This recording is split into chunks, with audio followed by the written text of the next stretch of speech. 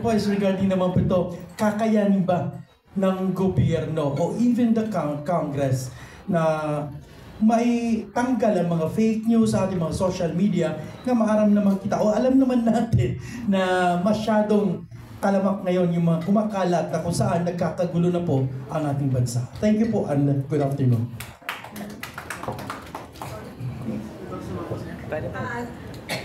Sa totoo lang, kung titingnan natin dun sa kasaysayan, recent, na kasaysayan ng fake news, ang pinakamalaking purveyor ng fake news ay yun mismong mga pinakamatataas na opisyales ng gobyerno. And I will talk about the Marcoses and the Dutertes, di ba? Nung kampanyahan pa lang, ang dami ng fake news na nag-proliferate.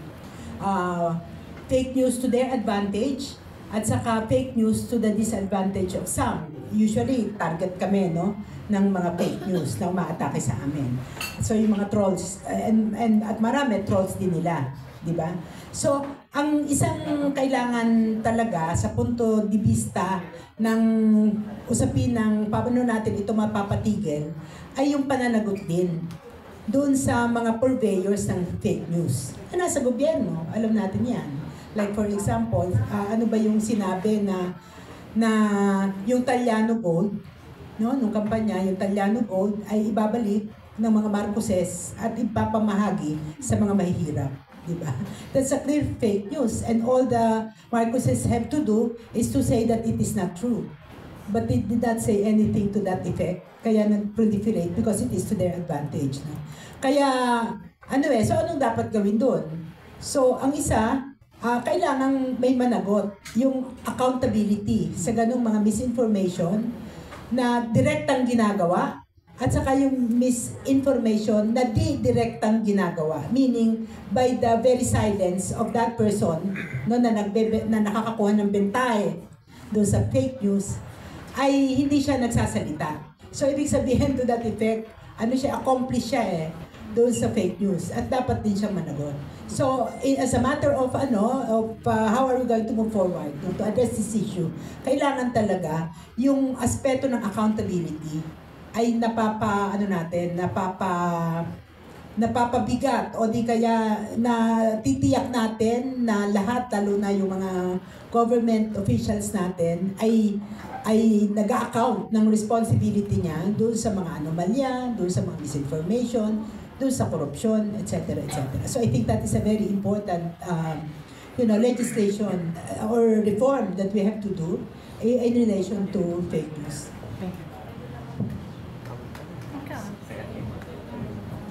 Thank you po. Okay. I'm Cyrus Jade po from student publication from Mandantawan of Leyte Normal University. And since nandito naman po tayo, pinag-usapan natin yung fake news, gusto lang po namin in behalf of our campus publication to ask, especially po na, di ba, fake news, and then student publications po, we are producing authentic stories, not just inside the university but outside the community. So ngayon po, yung tanong po namin, if you gain a Senate seat po, what specific legislative actions will you take to protect campus journalists and ensure that student-run publications remain free from censorship and administrative pressure?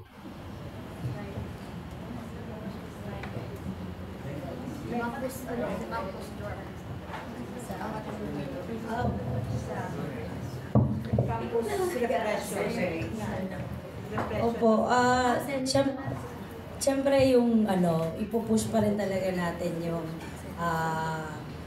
sa campus journalism, siguro makakatulong ka doon. Yung press freedom at saka yung yung FOI, Freedom of Information. Yun. So ito yung mga nasa makabayan level pa lang ng mga progressive party list ay pinupush niya. Ito may mga panukala na, no, hindi lang pinupush or yung iba nawa-water down yung mga laman. So ito ay hikayatin natin na tumagos ito hanggang sa Senado doon sa kanyang pinaka forma na mas mapapalakas, no, yung boses ng mga kabataan, boses ng mga campus journalists, mapoprotektahan sila, no, Campus Journalism Act at saka tayo din no doon sa pagsasalita natin ng katotohanan laban sa mga fake news at katotohanan para doon sa mga issue na kailangan harapin ng ating mamamayan.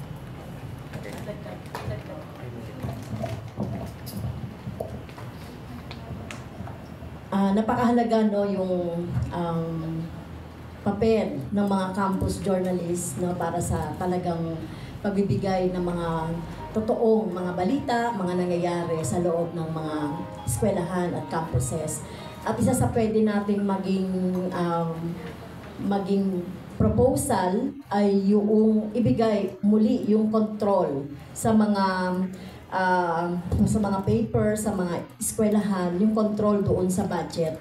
Kasi ngayon talagang hirap na hirap yung ating mga organisasyon ng mga journalist sa loob ng paaralan, yung press, dahil nga kinokontrol ng admin yung yung budget. Kaya isa yan doon sa magiging proposal natin. At syempre pahipitin natin yung pagkilala doon sa karapatan ng ating mga campus journalists for freedom of expression and freedom of speech. Sa konkreto lang, kasi may existing ngayon, alam naman natin yan, na repressive laws. No? Isa na yung anti-terror law, tapos iba pang executive orders no, na nagka-curtail ng basic rights and freedoms. So kailangan lahat yan maipasawalang bisa. So kami ay magsusulong ng mga panukala para ibasura itong lahat ng mga repressive laws, lalo na yung mga iba ay remnant panahon ng martial law. Diba? So, kailangan ibasura lahat ito. At kailangan din ang isang pangalawa ay yung pagbubuwag ng NTF-ELCAC. Sapagkat ito ang instrumento para i-implement itong mga repressive laws na ito. At nag-create ng mga manufactured cases laban sa mga aktivista. Kasama na, halimbawa, dito sa Tacloban, si Frenchie May na isang campus journalist, di ba? So, kailangan buwagin ang NTF-ELCAC nang sa ganoon ay matanggal itong istruktura para sa represyon na ginagamit ng pamahalaan panahon ng na-create itong NTF-ELCAC. So, kailangan itong buwagin. So, yun naman yan, very basic dun sa aming plataforma. Thank you.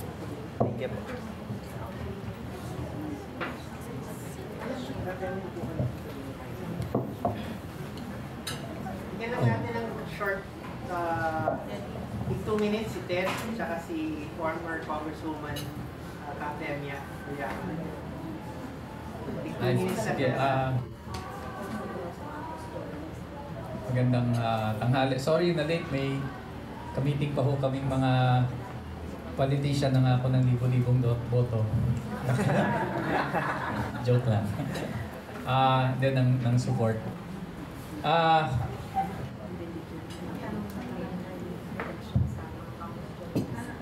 Sige, yung sa campus journalists.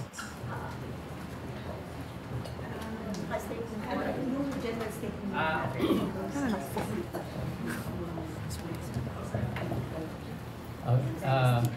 Sige, dadagdag ko na lang ho. Of course, ang Makabayan Coalition at yung kanyang mga kandidato has always stood for genuine representation, lalo na sa Senado. So ang aming paninindigan na dapat ang iboto natin sa Senado, huwag na yung mga political dynasties, huwag na yung kinatawan ng mga malalaking negosyo, mga asendero, mga foreign investors, corporations, kundi yung taong bayan. So itong aming pagtakbo, in fact, is also a campaign against political dynasties. Alam naman natin realidad sa ating politika yan. Pero at this point, hanggang sa national level, nakikita natin na gano'n nakatindi ang hawak ng political dynasties. Yung dalawang pangunahing pinakamakapangyarihang political dynasties, ang Marcos at Duterte, ang siya naglalabanan at nagre-resulta yan ng mas matinding kaguluhan sa ating bansa. And in the Senate, also very apparent na within the Senate, mga political dynasties na rin talaga. Kung sakasakali, baka sa darating na Senado, umabot sa siyam ang magkakapatid sa Senado, and that is bad for our institutions, that is bad for our people. So yun yung isang dahilan ng aming pagtakbo. Kaugnay lang sa campus journalism, ang pinaka-problema talaga dyan, nagamit yung batas sa halip na para protektahan ng ating mga campus journalists para gipitin pa, particularly dun sa provision ng publication fees. So that is one of the key reforms na kailangan.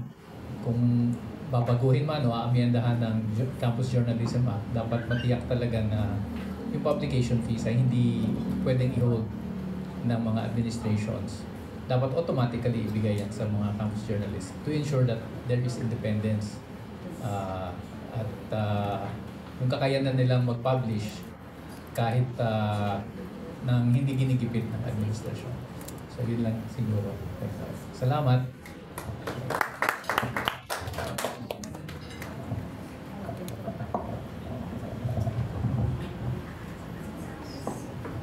Magandang hapon sa ating lahat, no?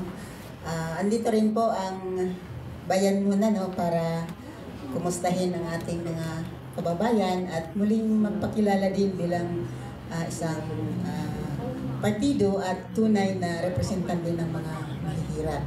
Siyempre, alamin natin ang sitwasyon ng ating mga kababayan at kilalanin ang hinaharap na sitwasyon ng ating mga kababayan dito sa Eastern Visayas.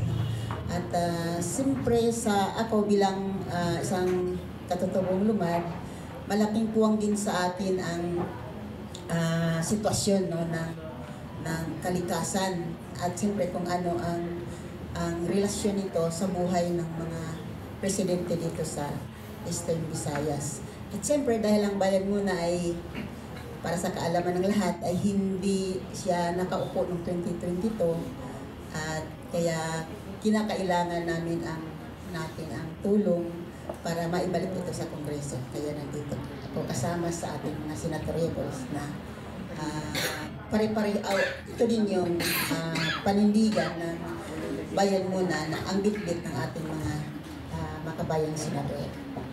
Maraming salamat.